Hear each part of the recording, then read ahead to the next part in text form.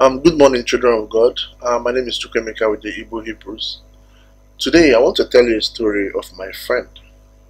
You see, I have this friend. I don't have permission to tell his life story, so let's just call him Chi. Chi and I grew up. We are practically age mates. We grew up together in the village. But I didn't stay long in the village, so I left. I left Igbo community. I went to live somewhere else in another state. She was a very intelligent person. He was actually very, very intelligent. When we were in school together, he was much more intelligent than I am. But in the late 80s or early 90s, I think that's when we wrote our common entrance. For those who are not aware, the common entrance examination is the examination you will write to qualify moving from primary school to secondary school. So it's an important examination as at that time.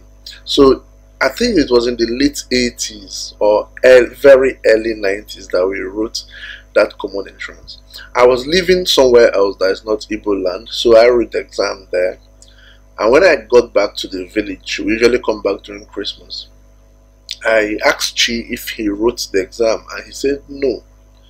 And I asked him why. He said he did not have the money to pay for the examination. Brothers and sisters, how much was the registration fee for this exam? It was 1 naira.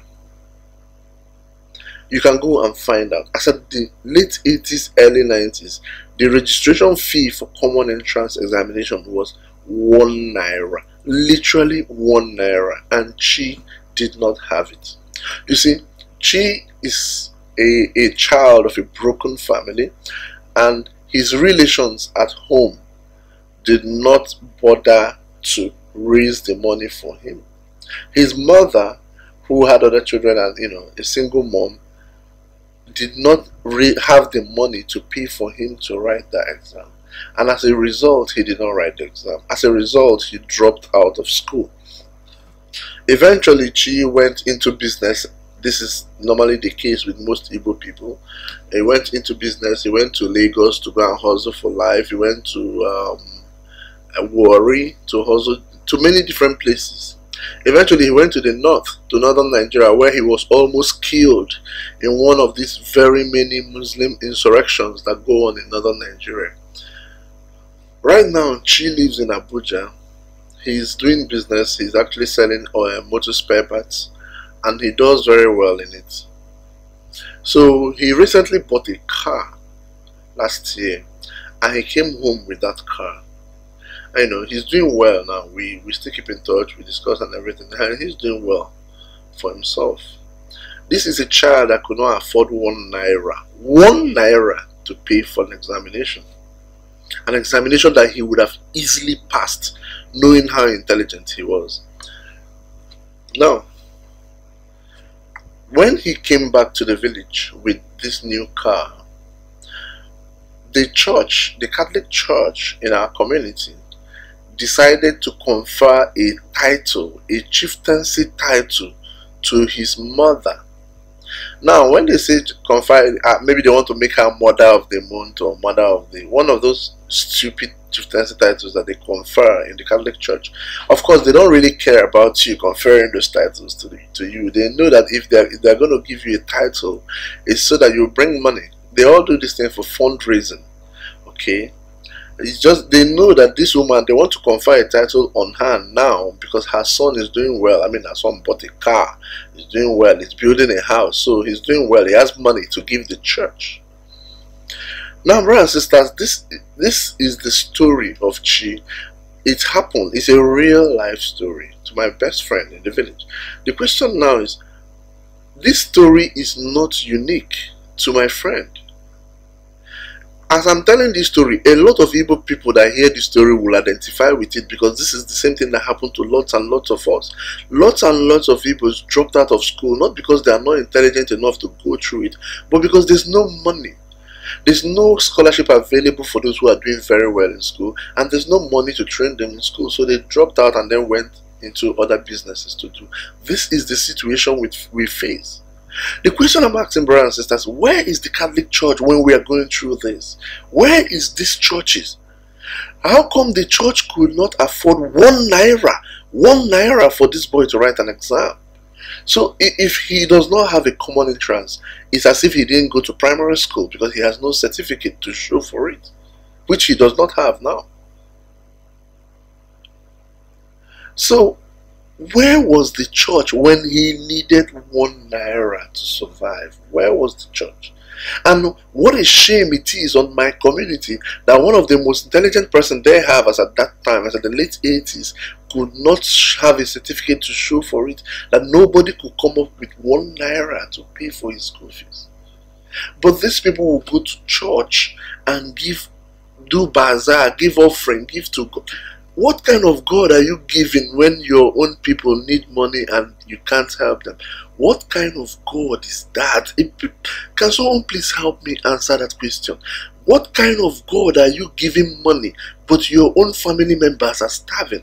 As at the time this my friend was actually looking for 1 naira to pay for his school fees, his uncle, one of his uncles, was a manager in a company. He will go to bazaar, he will be chairman of a bazaar, he will donate thousands. But his nephew was looking for literally 1 naira to pay for an examination. What, brothers and sisters, I want to ask, what kind of God is that? How come we look at ourselves, we don't see God? We look at our brothers and sisters and we don't see God. Why is that? Because you've been indoctrinated to see God as a white man. And if you look in your village in Igboland and looking for a white man with blonde hair and blue eyes, you're not going to see that. So we don't see God in ourselves.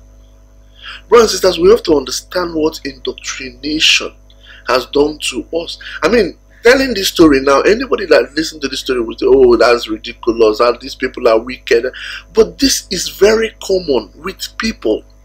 It's very, very common in Igboland. You see students who are doing very well and yet they will have nobody to support them. Why? Because people, and these same people, these same villagers, they will go to church and donate all kinds of money in the name of God. But that's not God. You are just giving money to Satan, because the Most High does not want you to give money to him. He wants you to help the poor and the needy. And this was what our communities used to be until they brought a picture of a white man and said, this is Jesus and this is God. And then you look at your brother does not look like God. Why will you help him? I mean, some years ago when I was in the university, I remember then, these beggars came from North Africa. They are white skinned anyway. They'll come with their children, the parents, you see the laziest parents will sit under one flyover. Meanwhile, the children will be roaming around the streets begging. These are not Nigerians, actually. They are not even from our communities. But these children made more money than the beggars in our community. Why? Because we've been trained to see them. They see that white skin as God. And you see their laziest parents will sit down under the bridge, just sleeping, and the children will be begging and be making millions. The parents will be there sleeping, the children will go around begging. But in our communities, we have widows that are hustling. We have people that are selling. These same people that will give money to these white people, they will go to the market and you will tell them, no, this tomato is 10 naira. They will price it to the lowest amount they can. You see somebody that is struggling, that is hustling, instead of you giving the person to help the person. No, because the person does not look like the God you've been trained to look for. This is indoctrination, brothers and sisters. We have to be aware of the implications of this. This thing happened to my friend. I just want to bring it out here as a story. The reason this boy didn't get the help he needed as at that time was because we've been trained in churches not to see ourselves as God, not to see the image of God in our brothers and sisters. We instead see it in foreigners, on people that have been oppressing us for years and years. Thereby we are perpetuating our own persecution. We are perpetuating our oppression. Brothers and sisters, look around you in your communities. There are people who are in need. The money you are going to give to church as a, tithe or offering, take take that money to the widows in your community. Remember them. Give it to them. Take the money to those who have graduated and looking for a job or looking to start a business. Start a fund that will help them. It doesn't matter. I remember some years ago, me and a friend of mine, I actually activated some of my friends. Some of them are in South Africa. Some of them are really wealthy. They have some money.